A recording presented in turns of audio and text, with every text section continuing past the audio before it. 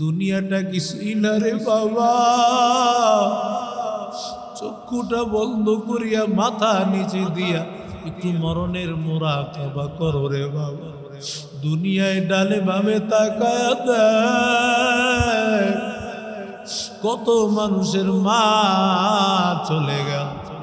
ঘরে তোমার মা ছিল, মা নাই, বাবা ছিল, বাবা নাই, ভাই ছিল, ভাই নাই, চাচাই ছিল, চাচাই নাই, কত আত্মীয় স্বজন চলে গেছে রে বাবা।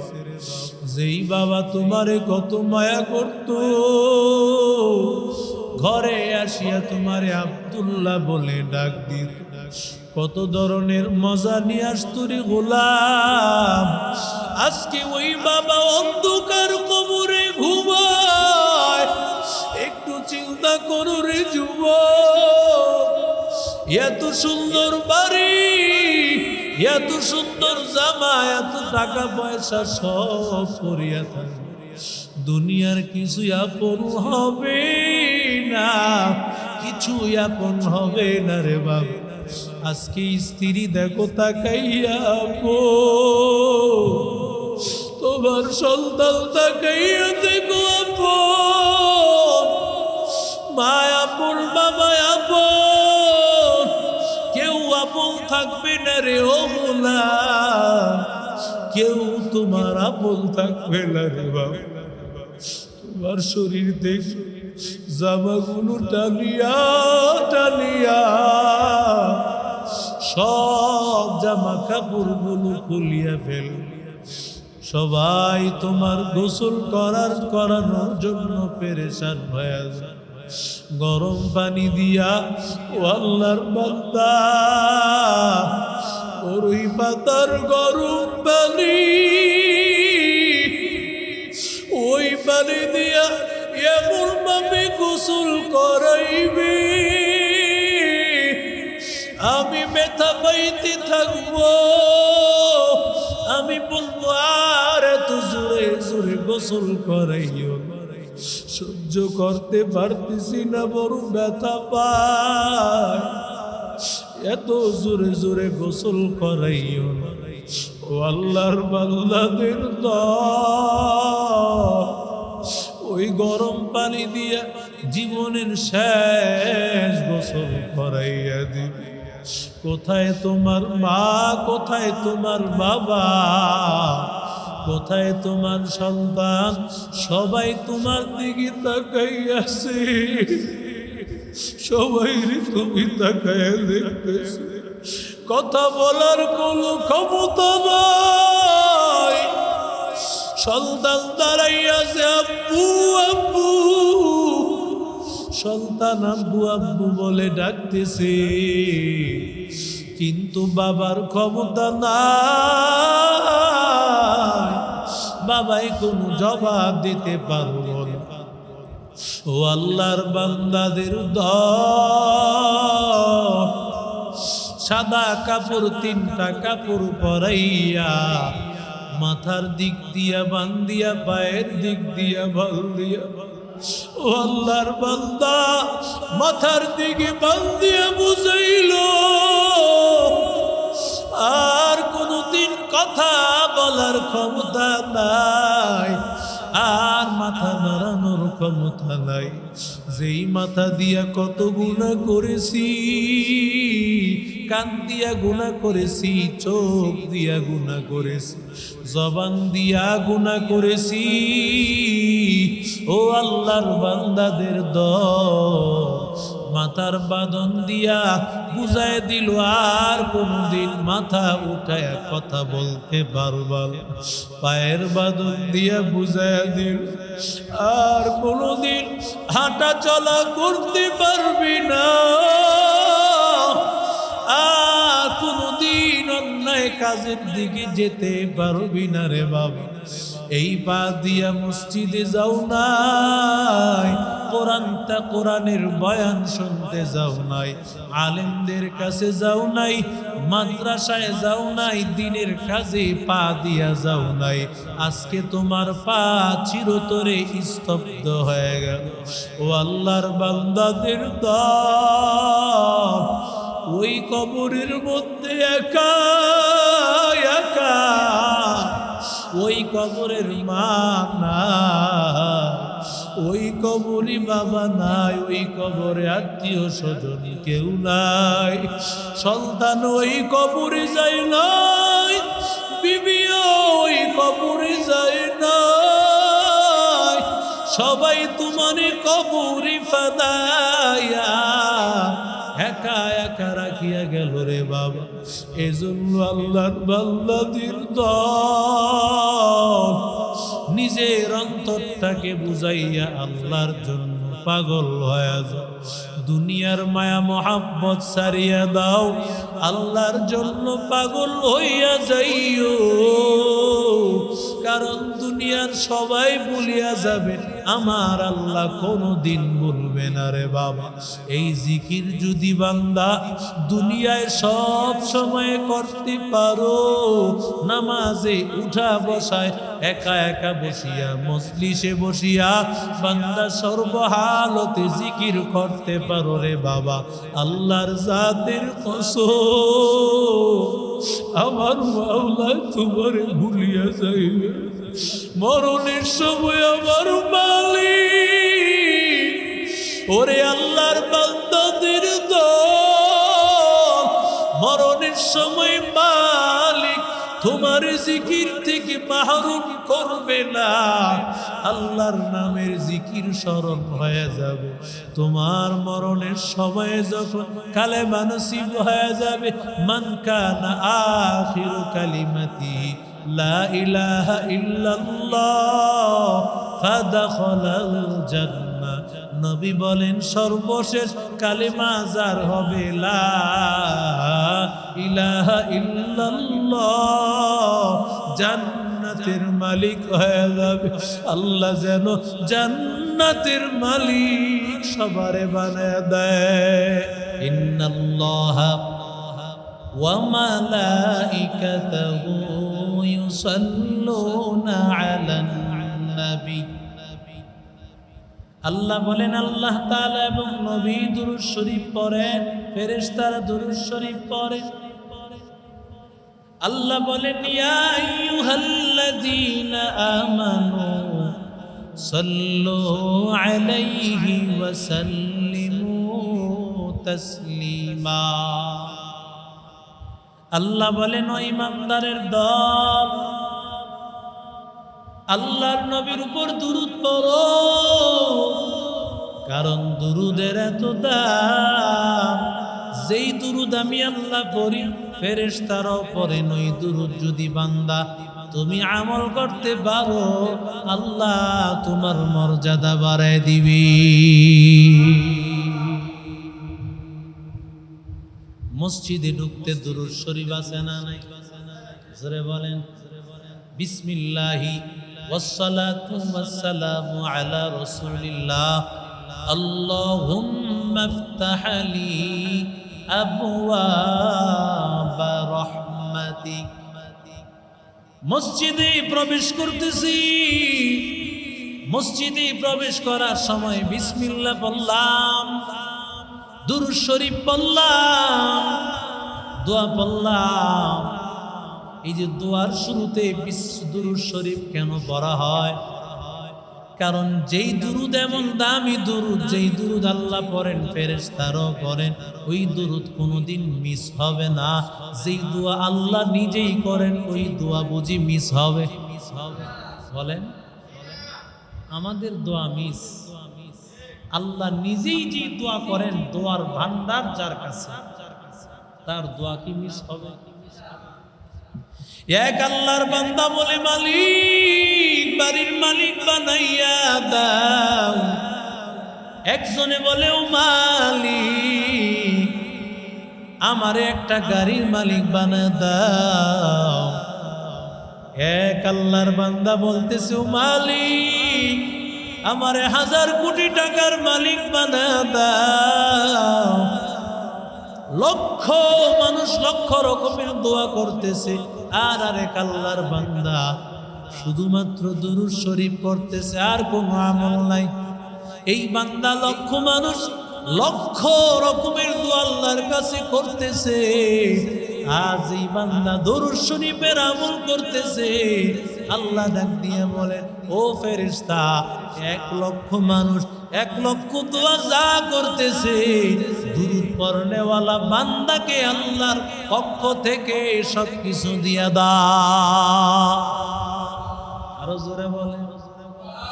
1 লক্ষ দোয়া করতেছে, দুরূদ শরীফ পড়নেওয়ালাও তো দোয়া করতেছে নবীর উপর।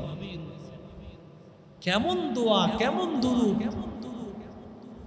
দুরূদ শরীফের আমল করিয়া মসজিদের মধ্যে হাজির।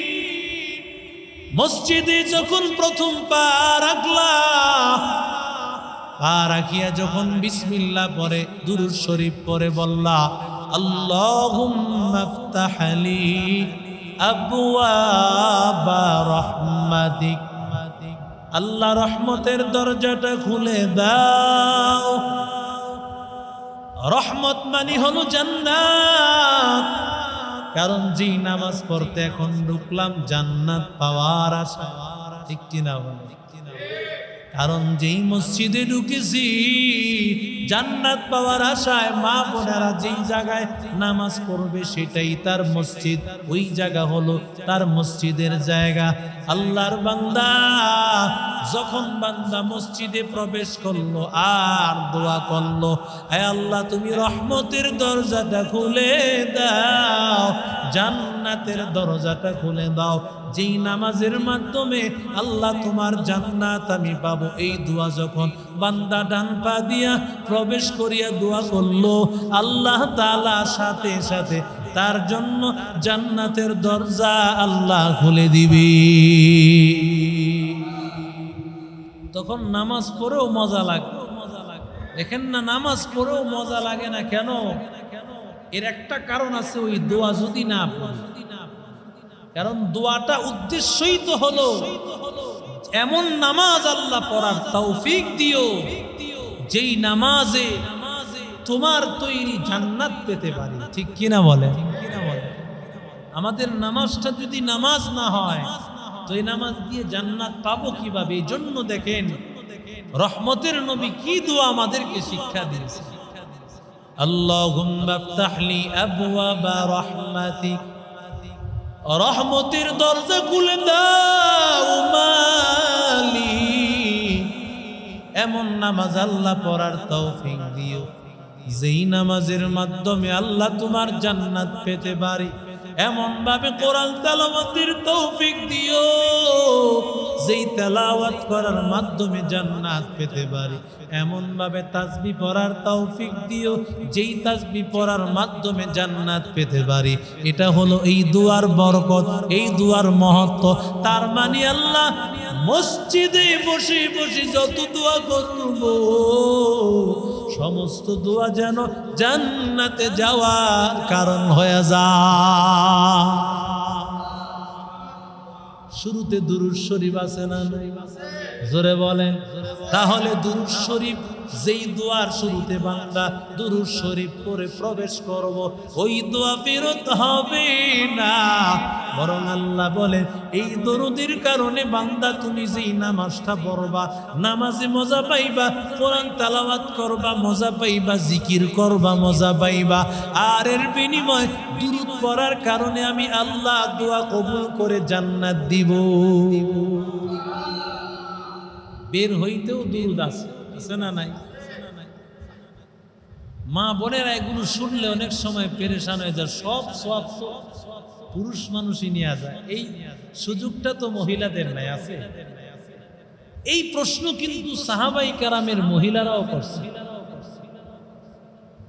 মহিলারা করছেন। নবীজি বলছেন, ও মহিলারা, একজন পুরুষ মসজিদে যাওয়ার সময় আসার সময় তার যত গুনাহ হয় আল্লাহ গুনাহগুলো প্রতি কদমে মাফ করে জান্নাতের দরজা খোলে। আল্লাহ যত সওয়াব একজন পুরুষ জানাজায় গিয়ে অসুস্থ ব্যক্তিকে দেখে বয়ান শুনতে গিয়ে যত আমল করে, সব আমলের সবগুলো মহিলারা ঘরে বসে নেক আমল করার দ্বারা পেয়ে যায়। কি প্রমোশন হয়েছে না ডিভিশন হয়েছে? প্রমোশন না? ঘরে বসে বসে যদি বেতন পাওয়া যায়, চাকরি করা লাগে? হ্যাঁ, চাকরি করা ছাড়া যদি বেতন পাওয়া যায়, এটা তো ভালো জিনিস। মা বোনদেরকে আল্লাহ ঠকায় নেই, বরং সব জায়গায় দেখবেন মা বোনেরা সবচেয়ে দামি। ঠিক কিনা জোরে? বাইতুল্লাহ 1 রাকাতে 1 লক্ষ রাকাতের সওয়াব। মা বোনেরা যদি সেখানে গিয়া বাইতুল্লাহ পুরুষের সাথে জামাতে না পড়ে ঘরে পড়ে, এই সওয়াব হবে। জামাতে গিয়া পড়তে হবে এমন নয়, বরং ঘরে বসে থাকবে, সেই সওয়াব আমল নামে আল্লাহ দিয়া দিবে। কেন? কারণ মহিলাদের জন্য জামাত নয়, ফিতনার কারণে মাকরুহে তাহরিমি, ফিতনার কারণে নিষেধ। নবীর জামানায় করেছে, নবীর ইন্তেকালের পরেই হযরত আয়েশা সিদ্দিকা বলেছেন, নবী যদি থাকতেন নিষেধ করে দিতেন। অথচ নবী মাত্র মারা গিয়েছেন, ওই সময় আয়েশার বক্তব্য ছিল এমন, তার মানে মহিলারা জামাত পড়বে। বহু মানুষ এমন আছে দেখবেন মহিলাদের জামাতের জন্য আলাদা জায়গা করে দেয়, আছে না নাই? আবার দেখবেন এদের বোরকাও লাগে না, এরা বোরকা ছাড়া চেহারা দেখায় চলে। আহলে হাদিস নামক এক ফিতনার জামাত, এরা মহিলাদেরকে মসজিদে পর্যন্ত নিয়ে আসছে। ওদের এত চরিত্রহীন, ওরা পর নারীকে দেখার জন্য মসজিদটাকে উন্মুক্ত করে দিয়েছে। ঠিক কিনা জোরে? পরনারী দেখার জন্য মসজিদ উন্মুক্ত করে দিয়েছে। আল্লাহর রাসূল সাল্লাল্লাহু আলাইহি সাল্লাম দোয়া শিক্ষা দিয়েছেন, মসজিদ থেকে যখন বের হবে আল্লাহ বলেছেন ওয়াবতাগু মিন ফাদলিল্লাহ, মসজিদ থেকে নামাজ পড়ে এবার রিজিকের তালাশে বের হও। ব্যবসায়ী ব্যবসার কাজে যাবে, চাকরিজীবী তার চাকরির স্থলে যাবে। ফাইদা কুদিয়াতিস সালাহ ফান্তাশিরু ফিল আরদ ওয়াবতাগু মিন ফাদলিল্লাহ, আল্লাহর ফাদলুল্লাহ, আল্লাহর অনুগ্রহ তালাশ করো। যখন মানুষ মসজিদ থেকে বের হয়, ওই সময়ও বান্দা দুরূদ শরীফ পড়ে, বিসমিল্লাহ পড়ে, বিসমিল্লাহি ওয়াসসালাতু ওয়াসসালামু আলা রাসূলিল্লাহ, আল্লাহুম্মা ইন্নী আসআলুকা মিন ফাদলিক। আয় আল্লাহ, তোমার অনুগ্রহ তালাশ করতেছি। বান্দা যখন এই দোয়া পড়ে বের হয়ে গেল, আয় আল্লাহ তোমার অনুগ্রহ তালাশ করতেছি। তার মানে বান্দা যখন এবার মসজিদ থেকে বের হইল, দোয়া পড়ে দুরূদ শরীফ পড়ে আল্লাহর কাছে বলল, আয় আল্লাহ ব্যবসায় দোকানটা খুলবো, বরকত দিয়া দিও আল্লাহ। আয় আল্লাহ আমার চাকরির জায়গার মধ্যে হেফাজতে পৌঁছাইয়া দিও। আয় আল্লাহ তুমি নিরাপদে আমার গন্তব্যে পৌঁছাইয়া দিও। যখন আল্লাহর বান্দা এই দোয়া পড়ে বের হয়ে যাবে, আল্লাহর নবী বলেন এই দুরূদ পড়ার কারণে আল্লাহ তার ব্যবসায় বরকত দিবেন, হেফাজতে আল্লাহ তার দুনিয়ার সব কাজে বরকত দিয়া দিবে। একমাত্র কারণ হলো দুরূদের কারণে আল্লাহ দোয়া কবুল করে নিবে। ওরে আল্লাহর বান্দা, ও যুবক, এজন্য আল্লাহর নবীর উপর দুরূদ পড়িও, নবীর উপর দুরূদ পড়িও বান্দা। দুনিয়াটা কিছুই না রে বাবা, চক্ষুটা বন্ধ করিয়া মাথা নিচে দিয়া একটু মরণের মুরাকাবা করো রে বাবা। দুনিয়ায় ডালে বামে তাকায়া দেখ, কত মানুষের মা চলে গেল। ঘরে তোমার মা ছিল, মা নাই, বাবা ছিল, বাবা নাই, ভাই ছিল, ভাই নাই, চাচাই ছিল, চাচাই নাই, কত আত্মীয় স্বজন চলে গেছে রে বাবা। যেই বাবা তোমারে কত মায়া করত, ঘরে আসিয়া তোমারে আব্দুল্লাহ বলে ডাক দিত, কত ধরনের মজা নিয়ে আসতো রে গোলাম। আজকে ওই বাবা অন্ধকার কবরে ঘুমায়। একটু চিন্তা করো রে যুবক, এত সুন্দর বাড়ি, এত সুন্দর জামা, এত টাকা পয়সা সব করিয়া থাকে, দুনিয়ার কিছু আপন হবে না, কিছু আপন হবে না রে বাবা।